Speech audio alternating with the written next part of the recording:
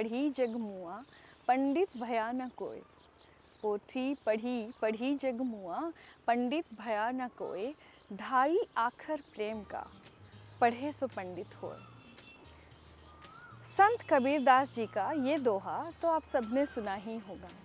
इस दोहे में ये बताने की कोशिश की गई है कि चंद किताबें पढ़ लेने से या फिर कुछ किताबें ज्ञान से इस धरती में ना तो कोई पंडित बन सकता है और ना ही विद्वान। हमारे आचरण में और सोच में उदारता और प्रेम का भावना होना बहुत ही ज़रूरी है। इसी सोच को आगे बढ़ाते हुए चलिए बात करते हैं एग्ज़ाम्स की। एग्ज़ाम्स एक ऐसा शब्द जिसने कभी ना कभी हम सब की और हर एक स्टूडेंट्स की नींद उड़ाई ही होगी। आखिर है क्या ये एग्ज़ाम्स, क्यों होते हैं ये एग्ज़ाम्स, और क्या एग्ज़ाम्स के बिना हमारी पढ़ाई संभव नहीं है? चलिए ऐसे ही कुछ बहुत ही ज़रूरी सवालों के जवाब इस वीडियो में ढूंढते हैं। एक बात तो हम सब मानते ही है और जानते भी है कि शिक्षा और पढ़ाई हम सब के लिए बहुत ज़रूरी है और बिना इसके मानो हमारे लाइफ मीनिंगलेस है।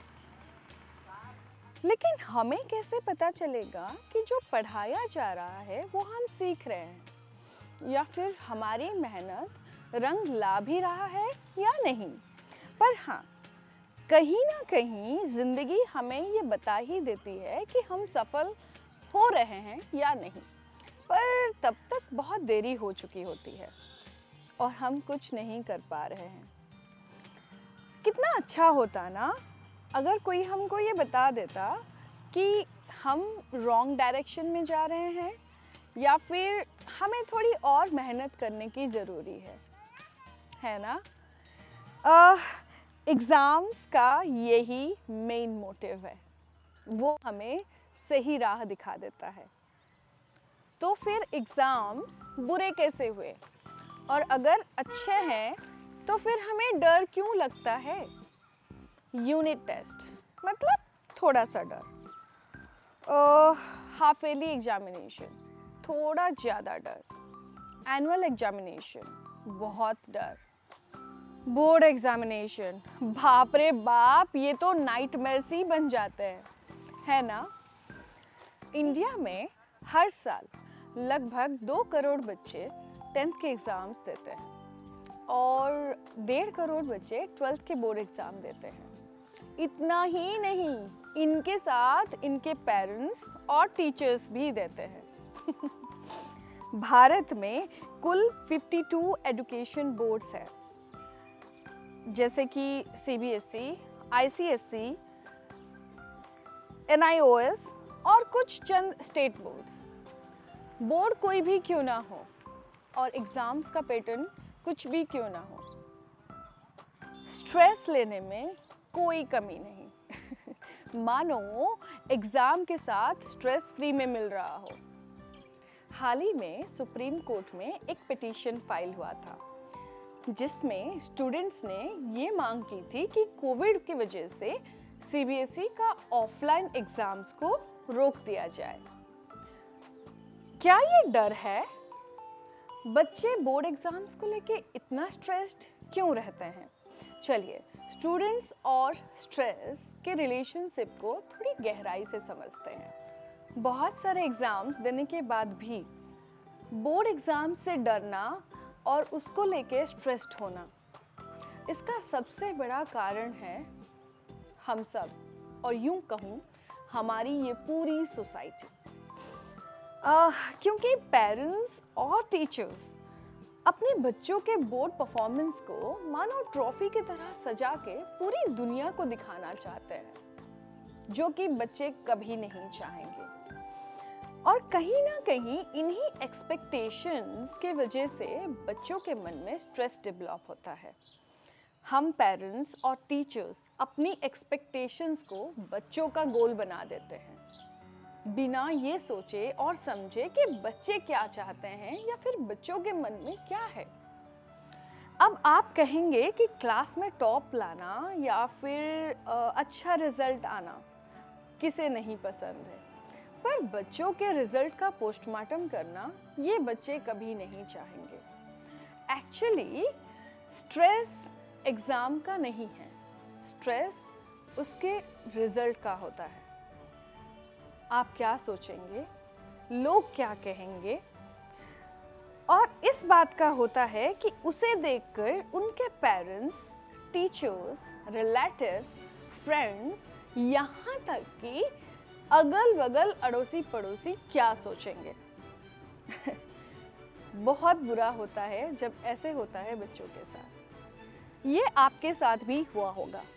आपके कुछ ऐसे रिलेटिव्स होते हैं जो ना तो कभी फ़ोन में और ना ही मैसेजेस में आपके हालचाल पूछे होंगे, पर हाँ, रिजल्ट के वक्त वे फ़ोन करके रिजल्ट के बारे में पूछना नहीं भूलते हैं और दूसरों के साथ आपके बच्चों को कंपेयर करना भी नहीं भूलते हैं। तो आप अपना वक्त याद करिए और एग्ज़ाम के रिजल्ट की वजह से बच्चों को डांटना बंद कीजिए। एग्ज़ाम रिलेटेड स्ट्रेस का दूसरा सबसे बड़ा कारण है फियर ऑफ फेलियर। अगर इतना परसेंट आएगा तो लोग क्या कहेंगे, अगर इतना परसेंटेज आएगा तो शायद अपने मनचाहा कॉलेज नहीं मिलेगा या फिर मनचाहा स्ट्रीम नहीं मिलेगा। ये सारे सवाल बच्चों में एग्ज़ाम वाले स्ट्रेस पैदा करते हैं और कहीं ना कहीं इसी वजह से बच्चे स्ट्रेस्ड हो जाते हैं एग्ज़ाम से पहले।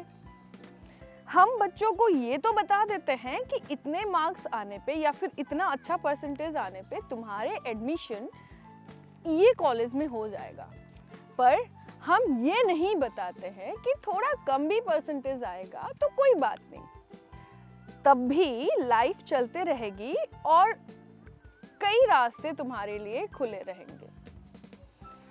बच्चे अक्सर कम नंबर लाने पर ये सोच लेते हैं कि उनकी लाइफ बर्बाद हो गई या फिर वो फेल कर गए और उनका कुछ नहीं हो सकता है, और इसी वजह से बच्चे कई गलत कदम उठा लेते हैं। इंडिया में हर साल लगभग 10,000 से भी ज़्यादा बच्चे इसी वजह से अपने जान खो देते हैं और तब हम चाहकर भी कुछ नहीं कर पाते।